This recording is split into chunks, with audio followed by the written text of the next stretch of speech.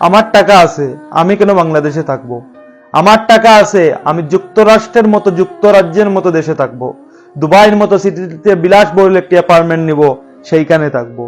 এই চিন্তা ধারণা নিয়ে আজ আগামীর প্রজন্মরা সৃষ্টি হচ্ছে, তরুণরা বড় হচ্ছে এবং দেশ থেকে এভাবেই চলে যাচ্ছে এবং এভাবেই দেশটা মেধাশূন্য হয়ে যাচ্ছে।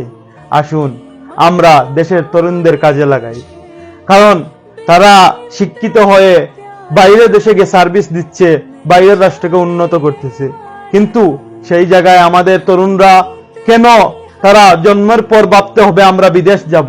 বিদেশ গেলে আমাদের ভাগ্যের চাকা ঘুরবে। আমাদের দেশে কর্মসংস্থান করুন, আমাদের দেশের তরুণদের মেধাশূন্যতা করবেন না, আমাদের দেশের তরুণদের আমাদের দেশে কাজে লাগান, এই আশা করছি।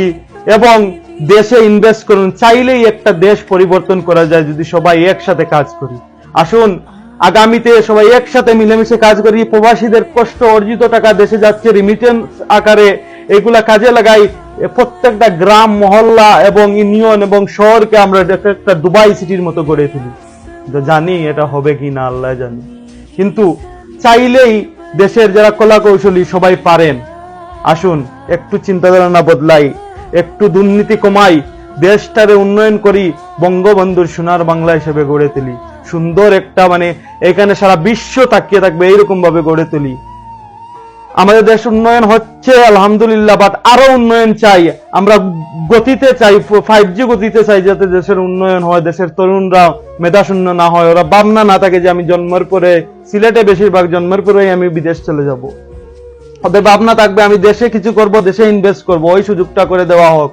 হাজার হাজার ভাই বেকার, বেকারদের কাজে লাগানো হোক দেশে, এটাই আশা করছি। আমার কথায় কোনো কিছু মনে করবেন না, আমি কারো বিরুদ্ধে কথা বলতেছি না, আমি দেশের তরুণদের কথা বলছি, যারা দেশের বাইরে গিয়ে অন্যদের সার্ভিস দিচ্ছে, তাদেরকে আমাদের দেশে কাজে লাগান। ভালো থাকবেন। আসসালামু আলাইকুম।